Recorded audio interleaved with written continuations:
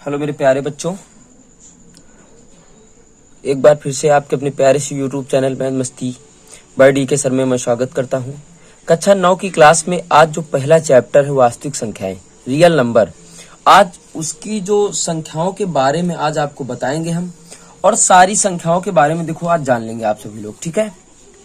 और ये जानना बहुत महत्वपूर्ण है आप सभी लोगों के लिए प्यारे बच्चों, ठीक है। सारी संख्या जान लेंगे, उसके बाद हम लोग प्रश्नावली 1.1 में प्रवेश करेंगे। चलिए आज देखते हैं, ठीक है। संख्याएं, नंबर्स, देखो वास्तविक संख्या और काल्पनिक संख्या दो होती हैं। मैं आपको बता दूं कि काल्पनिक संख्या की शादी नहीं हुई तो संतान नहीं होगी बेटा, ठीक है।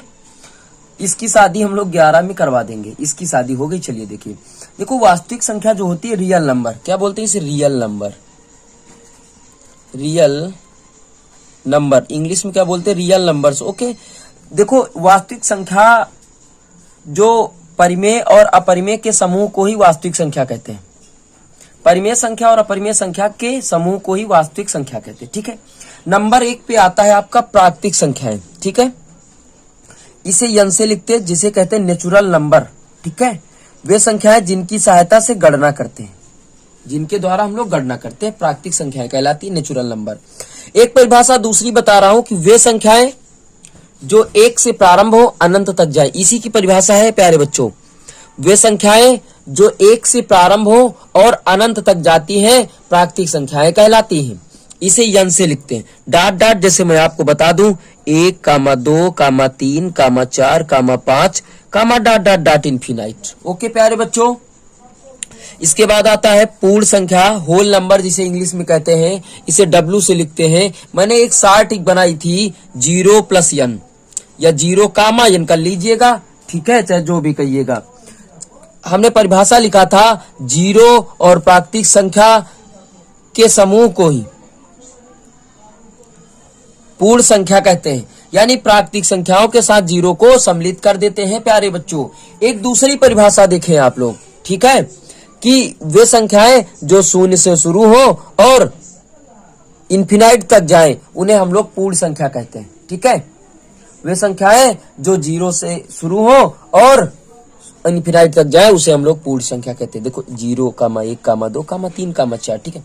पूर्णांक संख्याएं, पूर्णांक संख्याएं ऋणात्मक संख्या और पूर्ण संख्याओं के समूह को ही हम पूर्णांक संख्या कहते हैं। ये आपकी देखो लाइन होती है, ठीक है। ये आपकी बेटा क्या होती है? लाइन होती है। यहाँ पे आपकी धनात्मक संख्या होती है, इस तरफ क्या होती है? ऋणात्मक संख्या होती है ना। तो बेटा देखो धनात्मक इतनी संख्याएं आपकी पूर्ण संख्या हो गई, इतनी ऋणात्मक हो गई, तो पूर्ण संख्या और ऋणात्मक संख्या के समूह को ही पूर्णांक संख्या कहते हैं, ठीक है। इंटीजर नंबर, इसे जट से लिखते हैं। पूर्णांक संख्याएं दो प्रकार की होती है, धनात्मक संख्याएं और ऋणात्मक संख्याएं। वे संख्याएं जो धन में पाई जाए उसे धनात्मक पूर्णांक कहते हैं, और वे संख्याएं जो ऋण में पाई जाए उसे हम लोग ऋणात्मक पूर्णांक संख्या कहते हैं, ओके प्यारे बच्चों। प्यारे बच्चों अगली संख्या है परिमेय संख्या, रिएशनल नंबर जिसे इंग्लिश में कहते हैं, ठीक है। वे संख्याएं जो P/Q के रूप में लिखी होती है, Q ≠ 0 के रूप में होती है, उसे हम लोग परिमेय संख्या कहते हैं। बेटा इसका मतलब हमेशा याद रखना, मैं एक छोटी सी चीज बता रहा हूं आपको, अगर 0/2 लिखा है इसका मान सदैव 0 आता है, और अगर 2/0 लिखा है तो इसका मान बेटा इनफिनाइट आएगा। इन दोनों में बहुत बड़ा अंतर है, याद रखिएगा आप लोग, ठीक है। देखो कैसे, यहां लिखा है Q ≠ 0, किसी भी किताब में आप देखोगे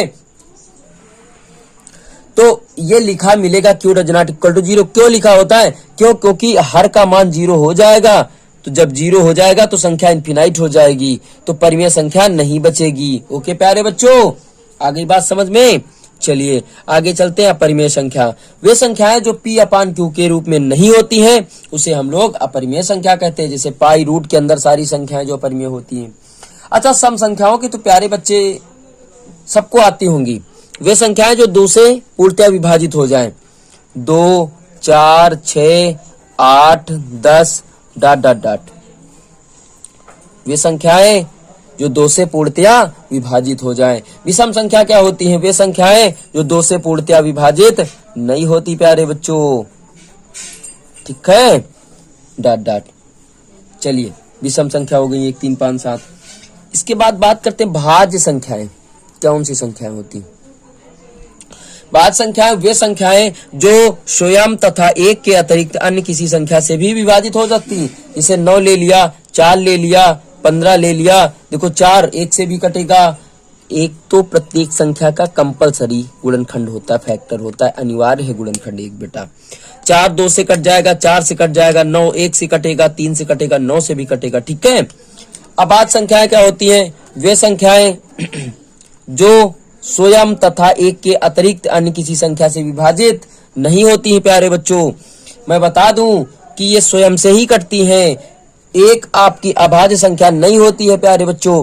क्यों नहीं होती? एक के अगर गुणनखंड करेंगे तो 1 गुणित 1 आता है, दोनों गुणनखंड सेम है, इसलिए यह अभाज्य जब गुणनखंड सेम आ जाते हैं तो अभाज्य संख्याएं नहीं होती हैं। और 2 को काट लो, 2 1 का मा 2, 2 गुणित 1, दोनों देखो अलग अलग है। 3 को काट लो, 3 1 कम 3, ठीक है, अलग अलग आती है तो अभाज्य संख्याएं होती हैं। एक छोटा सा क्वेश्चन है और नहीं पता है तो बहुत बड़ा है, अगर पता है प्यारे बच्चों तो छोटा सा क्वेश्चन है।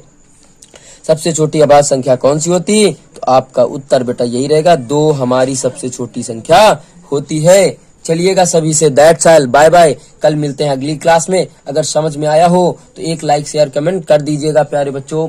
कल आपको बालाजी प्रकाशन, सुधीर कुमार पुंडीर, एनसीईआरटी मैथ कक्षा 9 गणित, आपको पहली एक्सरसाइज वास्तविक संख्याओं की 1.1 के सारे सवाल आपको बताए जाएंगे। चलिएगा इसको नोट कर लीजिएगा, कॉपी आप लोग बनाते चलिएगा मेरे साथ साथ, ठीक है।